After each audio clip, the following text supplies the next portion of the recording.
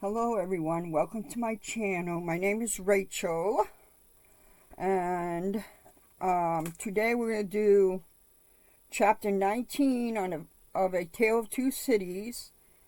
I'm going to finish my cow here. Getting close to being done. I can't believe this is taking me so long for a little diamond painting, but I haven't been feeling well, plus it's been hot up in my craft room, so I'm just getting back into diamond painting from the last 2-3 weeks because it's been so hot up here. Right now I have a fan going, so if you hear it's a fan. So I hope everybody is doing well, and we will get started. Here we go. Chapter 19, An Opinion. LibriVox.org. Recorded by Chip in Tampa, Florida on March the 19th, 2006.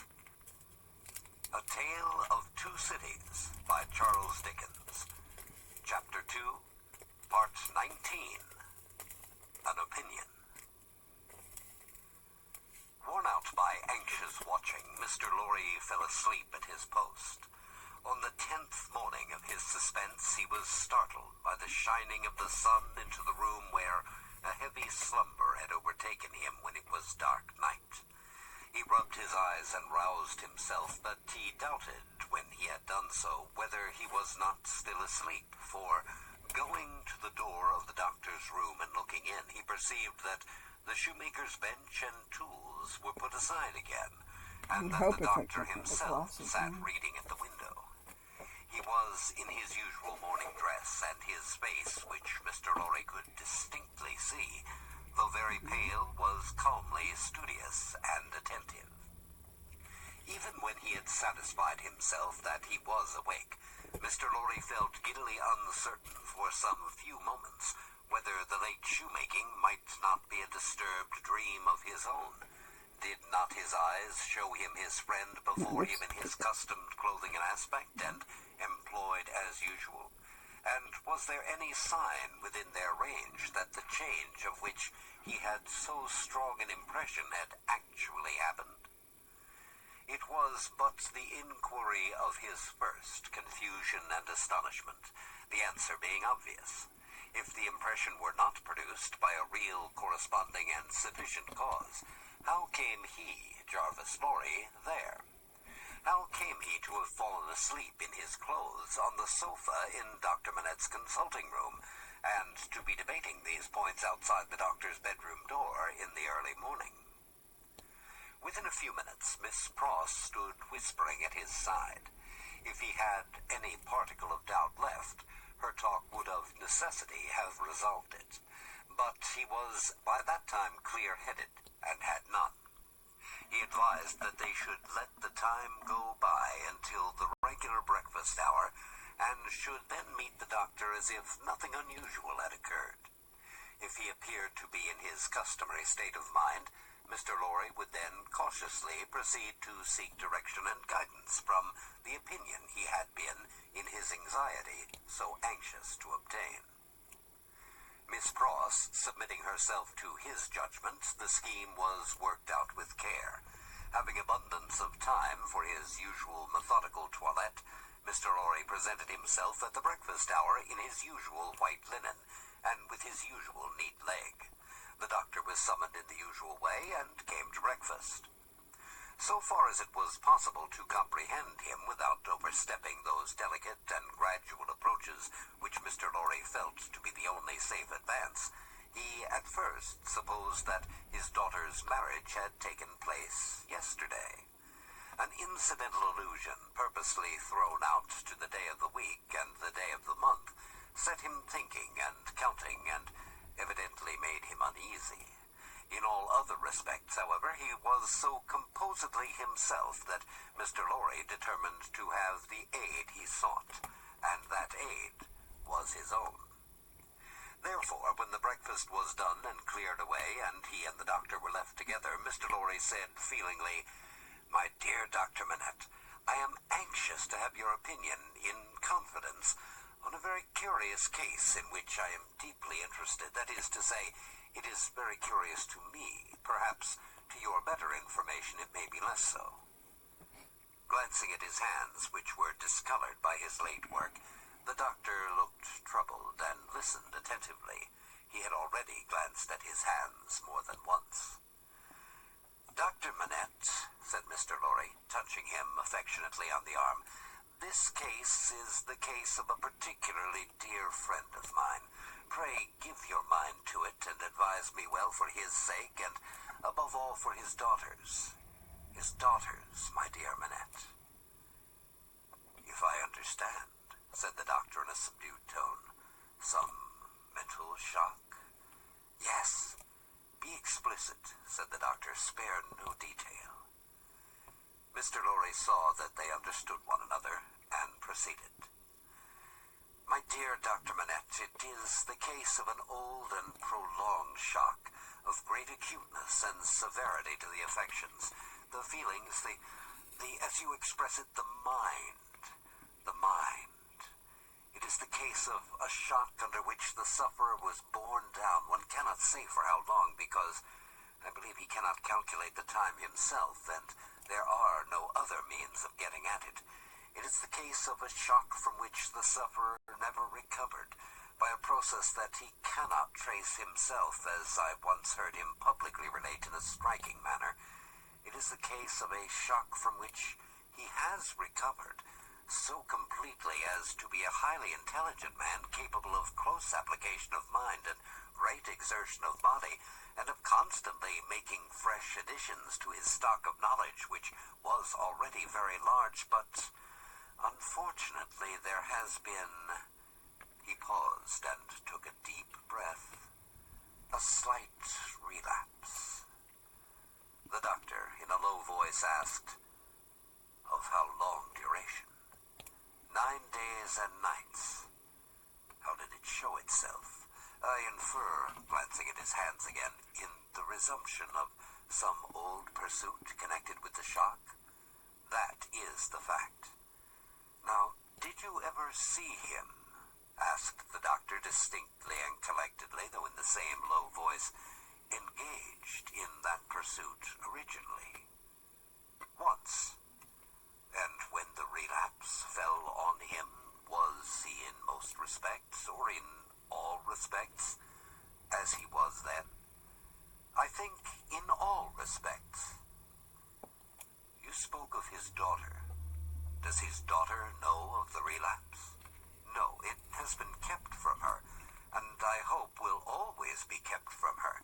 It is known only to myself and to one other who may be trusted." The doctor grasped his hand and murmured, "That was very kind. That was very thoughtful." Mr. Lorry grasped his hand in return, and neither of the two spoke for a little while.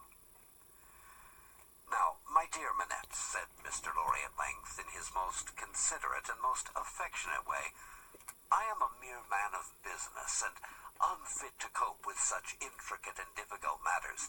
I do not possess the kind of information necessary. I do not possess the kind of intelligence I want guiding.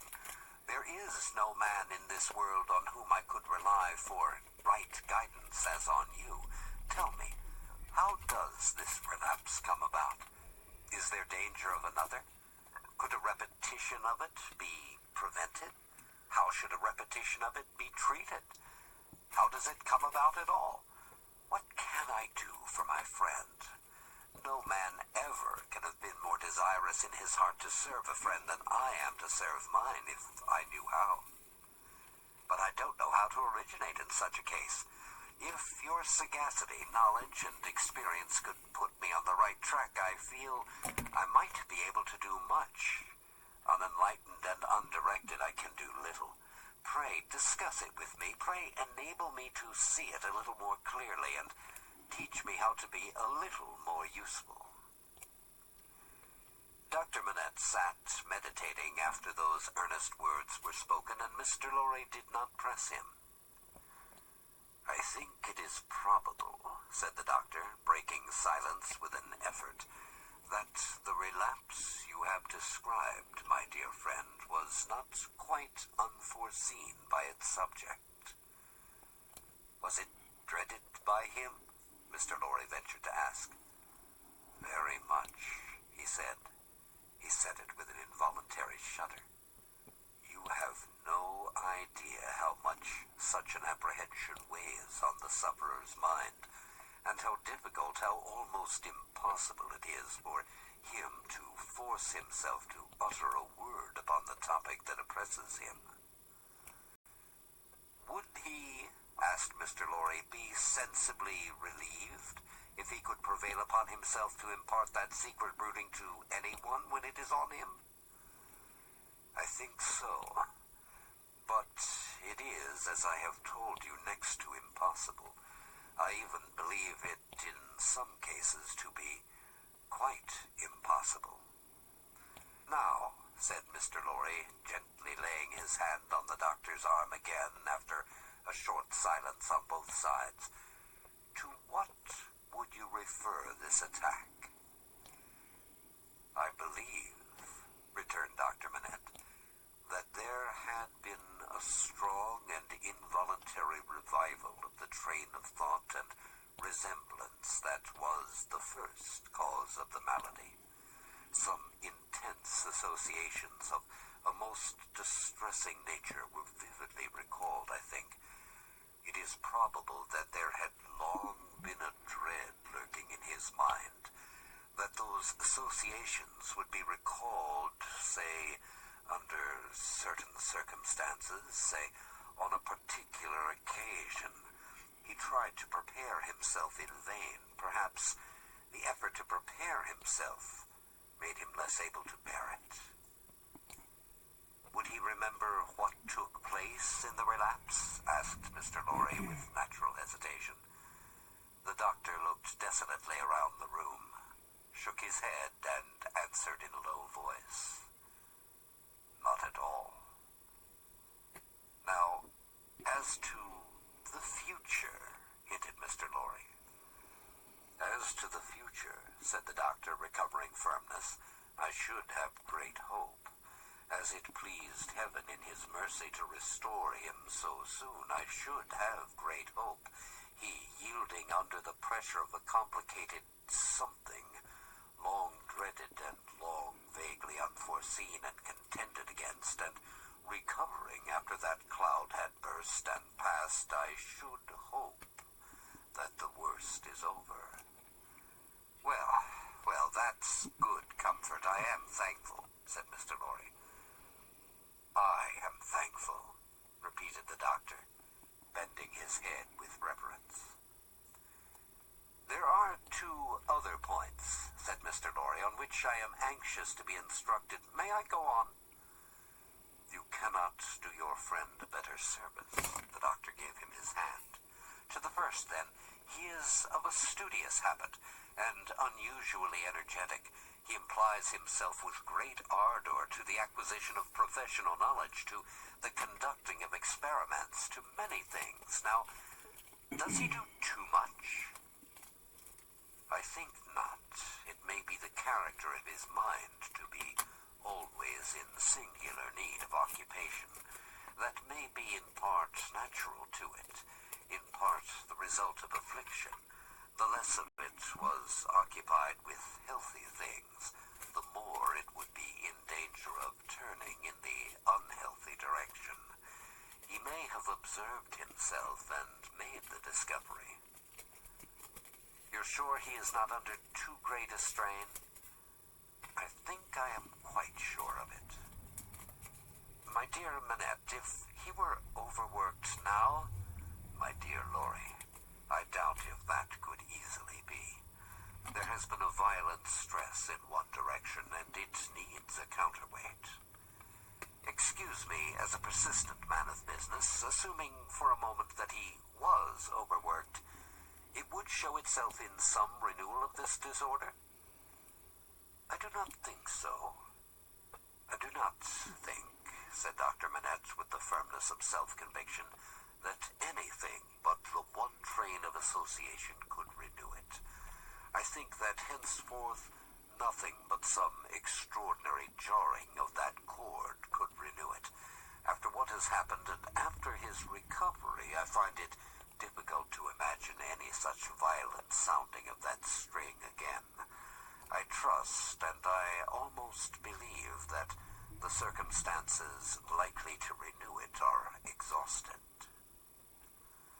He spoke with the diffidence of a man who knew how slight a thing would overset the delicate organization of the mind, and yet with the confidence of a man who had slowly won his assurance out of personal endurance and distress. It was not for his friend to abate that confidence. He professed himself more relieved and encouraged than he really was, and approached his second and last point. He felt it to be the most difficult of all, but remembering his old Sunday morning conversation with Miss Pross, and remembering what he had seen in the last 9 days, he knew that he must face it. The occupation resumed under the influence of this passing affliction so happily recovered from, said Mr. Lorry, clearing his throat, we will call blacksmith's work. Blacksmith's work. We will say, to put a case, as for the sake of illustration, that he had been used in his bad time to work at a little forge. We will say that he had been unexpectedly found at his forge again. Is that not a pity that he should keep it by him?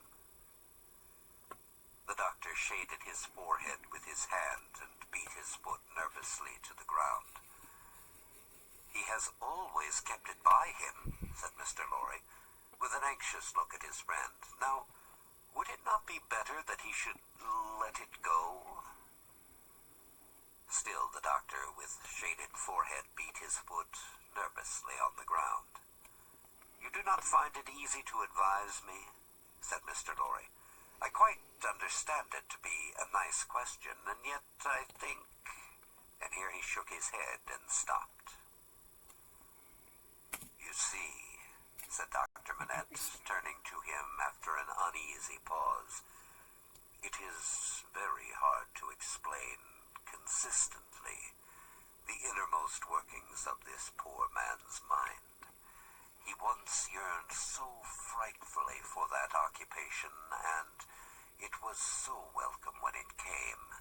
No doubt it relieved his pain so much by substituting the perplexity of the fingers for the perplexity of the brain, and by substituting, as he became more practiced, the ingenuity of the hands for the ingenuity of the mental torture, that he had never been able to bear the thought of putting it quite out of his reach. Even now, when I believe he is more hopeful of himself than he has ever been, and even speaks of himself with a kind of confidence, the idea that he might need that old employment and not find it gives him a sudden sense of terror, like that which one may fancy strikes the heart of a lost child. He looked like his illustration as he raised his eyes to Mr. Lorry's face. But may not... Mind, I ask for information as a plodding man of business who only deals with such material objects as guineas, shillings, and banknotes. May not the retention of the thing involve the retention of the idea? If the thing were gone, my dear Manette, might not fear go with it? In short, is it not a concession to the misgiving to keep the forge? There was another silence. You see, said the doctor tremulously, it is such an old companion. I would not keep it, said Mr. Lorry, shaking his head, for he gained in firmness as he saw the doctor disquieted. I would recommend him to sacrifice it. I only want your authority. I am sure it does no good. Come, give me your authority, like a good dear man, for his daughter's sake, my dear Manette. Very strange to see what a struggle there was within him. In her name, then, let it be done. I sanction it. But I would not take it away while he was present. Let it be removed when he is not there. Let him miss his old companion after an absence. Mr. Lorry readily suspense was ended. They passed the day in the country, and the doctor was quite restored. On the 3 following days he remained perfectly well, and on the 14th day he went away to join Lucy and her husband. The precaution that had been taken into account for his silence, Mr. Lorry had previously explained to him, and he had written to Lucy in accordance with it, and she held no suspicions. On the night of the day on which he left the house, Mr. Lorry went into the room with a chopper, saw, chisel, and hammer, attended by Miss Pross carrying a light. There, with closed doors, and in a mysterious and guilty manner, Mr. Lorry hacked the shoemaker's bench to pieces, while Miss Pross held the candle as if she were assisting at a murder, for which, indeed, in her grimness, she was no unsuitable figure. The burning of the body, previously reduced to pieces convenient for the purpose, was commenced without delay in the kitchen fire, and the tools, shoes, and leather were buried in the garden.